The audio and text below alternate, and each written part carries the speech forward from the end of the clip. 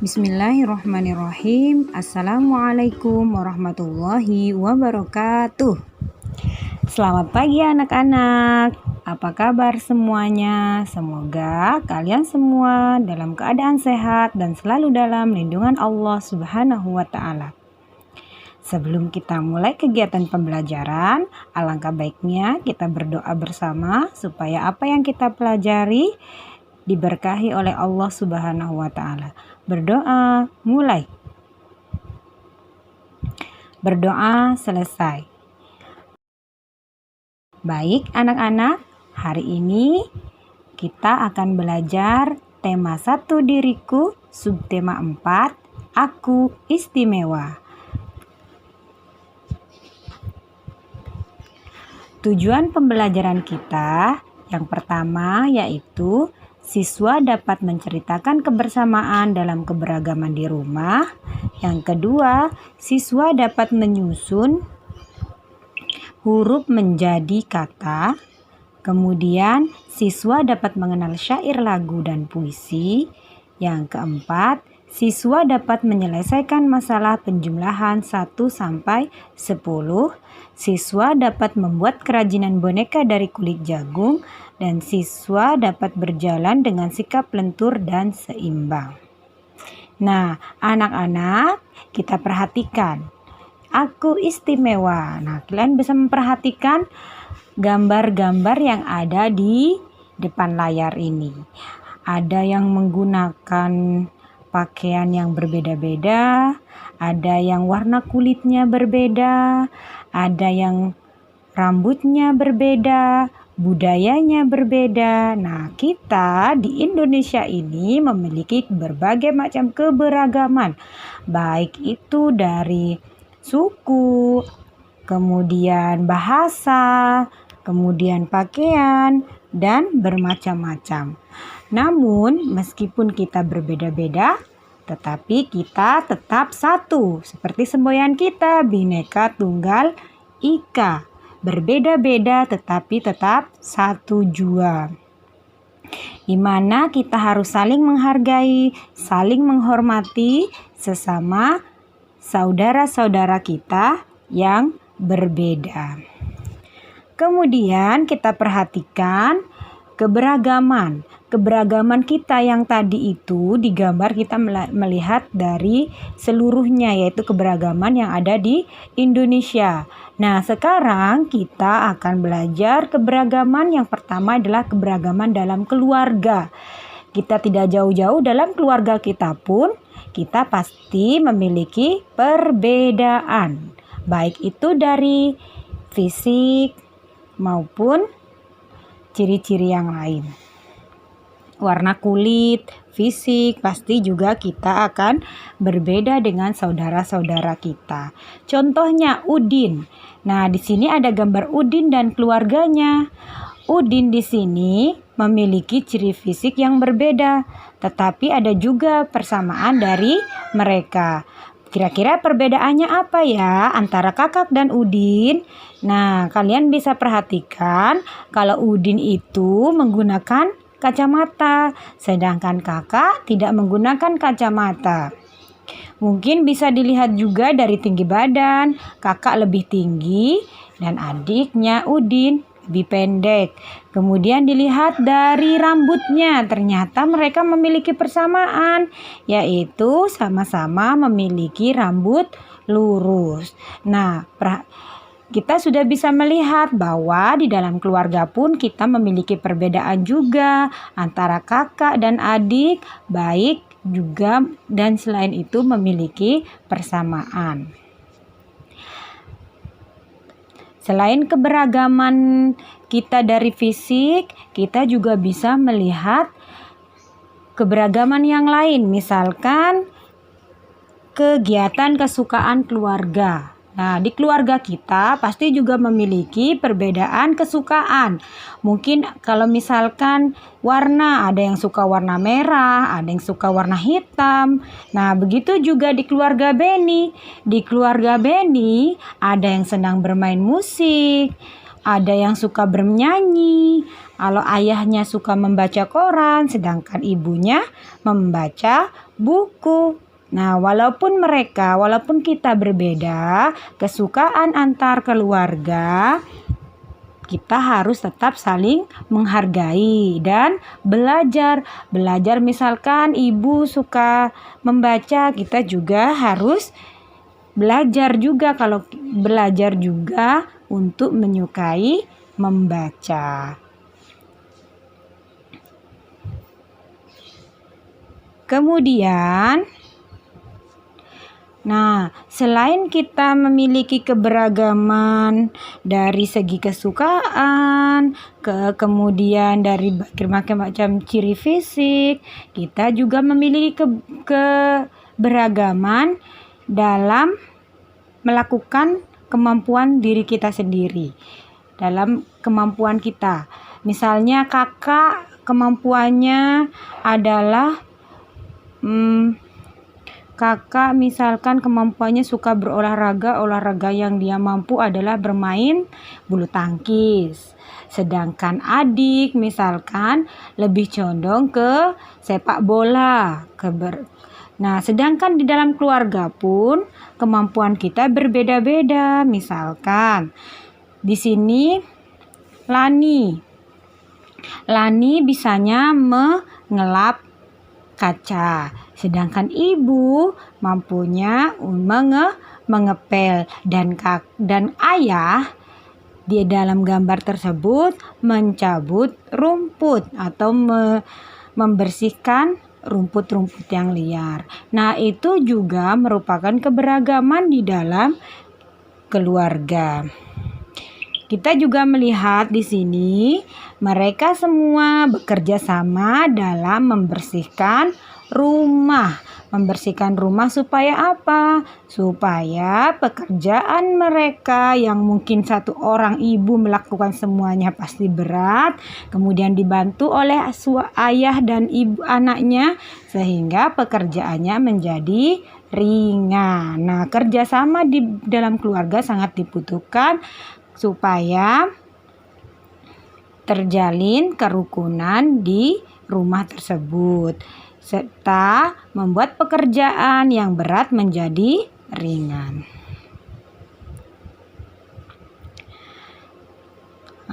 Setelah bekerja sama, kita mengetahui keberagaman dalam keluarga kita bisa menyusun huruf-huruf menjadi sebuah kata. Menyusun huruf dari sebuah kata. Huruf pun memiliki perbedaan. Ada huruf A, B, sampai Z kan berbeda-beda. Tetapi dengan berbeda-beda itu kita bisa menyusun huruf tersebut menjadi sebuah kata. Misalkan ya, ada huruf U, kemudian K, B, U. Nah, U, K, B, U bisa disusun menjadi buku. Bagus, pintar ya anak-anak, menjadi buku. Kemudian ada huruf N, A, I, E, M, dan R. Kira-kira bisa disusun menjadi apa anak-anak? Menjadi menari. Oke, bagus, menari. Baik anak-anak, setelah kita tadi sudah menyusun huruf, tadi kalian sudah bisa menyusun huruf N, A, I, E, M, R menjadi menari. Oke, kalian sudah pada bisa menyusun huruf menjadi sebuah kata. Coba kalian perhatikan. U, K, B, U atau buku yang menjadi buku, ada berapa huruf anak-anak? Ada 4 huruf. Pinter. B, U, K, U. Ada 4 huruf. Sedangkan menari ada berapa huruf anak-anak? Coba dihitung ada berapa huruf? Oh, pintar. Ada 6 huruf. Kira-kira kalau buku 4 huruf dan Menari 6 huruf, jika digabungkan semua ada berapa huruf anak-anak? Coba dihitung, ayo. B, U, K, U, 4. Coba dihitung. 1, 2, 3, 4, 5, 6, 7, 8, 9, 10. Ternyata buku 4 huruf dengan menari 6 huruf jika digabung keseluruhan menjadi 10 huruf. Pintar. Nah, sekarang coba perhatikan. Siti membawa 2 kantong buah apel. Ternyata di dalam setiap kantong ada berapa anak-anak apelnya? Oh, coba dihitung. 1, 2, 3, 4. Ternyata ada 4 buah apel. Di kantong satunya lagi juga ada 4 buah apel. Kira-kira kalau digabung jadi berapa anak-anak? 4 dan 4 jadi berapa anak-anak? Jadi iya, pintar. 8. Bagus, jadi 8. Nah, itulah disebut dengan penjumlahan, ya. Menggabungkan beberapa benda dengan benda yang lainnya. Namanya penjumlahan, digabung menjadi 1. Ya, 4 buah apel ditambah 4 buah apel sama dengan 8 buah apel. Dan tadi juga kita sudah menambahkan huruf tadi. Ada 4 huruf ditambah 6 huruf menjadi 10 huruf. Ya anak-anak, bisa ya penjumlahan, tinggal menjumlahkan, menggabungkan keseluruhan. Baik Bu Guru, selanjutnya kita sudah belajar tentang menyusun huruf dan penjumlahan. Nah, supaya supaya tidak bosan, kita akan menyanyikan sebuah lagu. Coba diperhatikan, amati syair lagu berikut ini, yaitu Sahabat Untuk Selamanya. Sudah bisa belum nyanyinya? Yuk kita bisa nyanyi bersama-sama syair Sahabat Untuk Selamanya.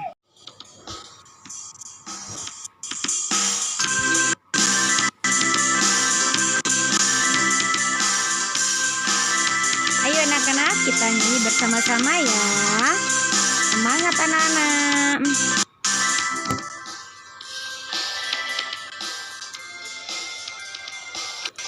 Tiga kapal berlayar di samudra, ayo sahabatku kita bergembira, bermain, bernyanyi bersama, menikmati indahnya dunia. Sahabat untuk selamanya bersama, untuk selamanya kau dan aku, sahabat untuk selamanya, selama-lamanya setia. Yuk diulangi sekali lagi. 2, 3 kapal berlayar di samudera, ayo sahabatku kita bergembira, bermain, bernyanyi bersama, menikmati indahnya dunia.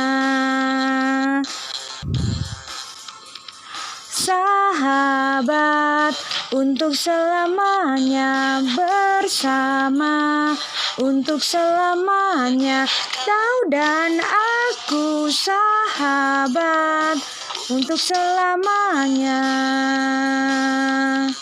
selama-lamanya setia. Baik anak-anak, terima kasih ya.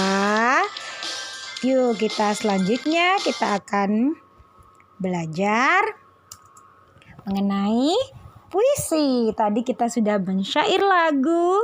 Sekarang kita akan belajar tentang puisi.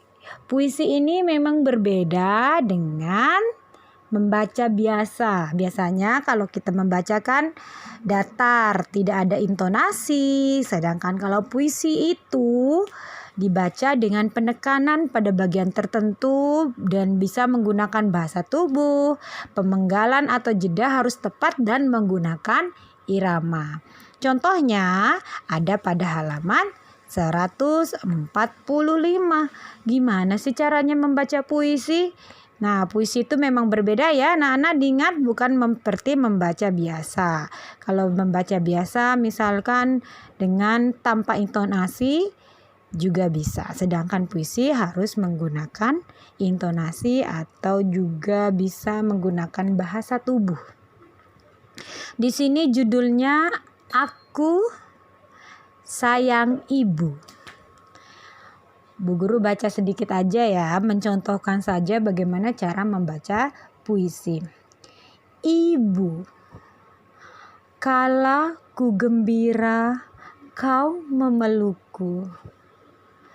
Kala kau sedih, kau menghiburku. Kala ku sendiri, kau menemaniku. Kala ku sakit, kau merawatku. Ibu, betapa besar kasih sayangmu, betapa luas samudra hatimu. Ku hanya ingin engkau tahu, sungguh aku sayang padamu.